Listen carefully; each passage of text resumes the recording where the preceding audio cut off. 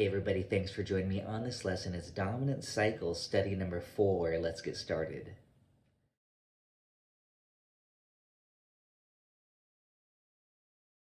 Alright, so many of you hear me often say, oh, this follows the dominant cycle, such as the tune like Sweet Georgia Brown, or the B section to rhythm changes. So what I'm actually referring to is a cycle of fourths, and the fourths are counterclockwise from the circle of fifths.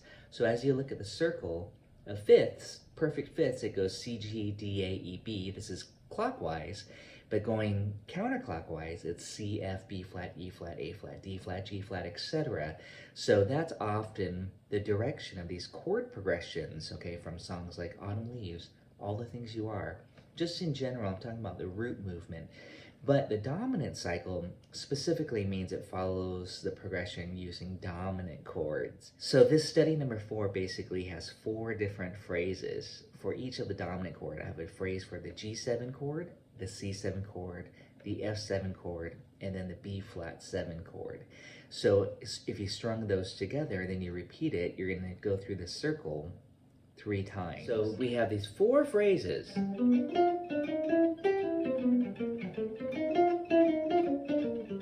Okay, that's the 4 phrases, and then I loop it. So from there, I mean, again, if you were to follow the circle going backwards, now I'd be on E flat 7, okay? So it's actually going down in major thirds, and then I can continue the same lick.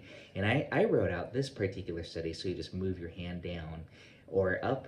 We're gonna go up too, again, once we run out of room. And that makes it easier. You don't have to keep thinking about fingerings. However, in subsequent studies, I will go ahead and mess around with fingering so that you really master these phrases on the fretboard. And you can just pull these phrases out anytime you have a tune that follows that dominant cycle. And again, the cycle of fourths in dominant chords. So many of these great jazz tunes follow that movement, and now you won't have any trouble with coming up with lines and navigating it.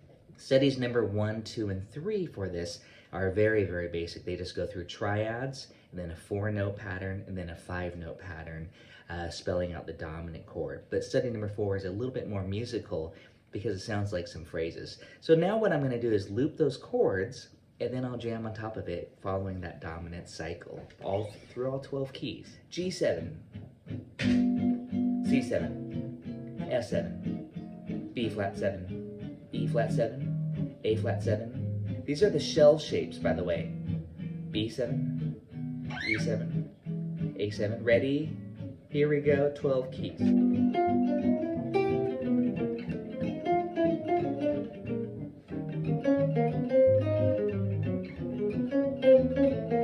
B, A, D. Ready, all over.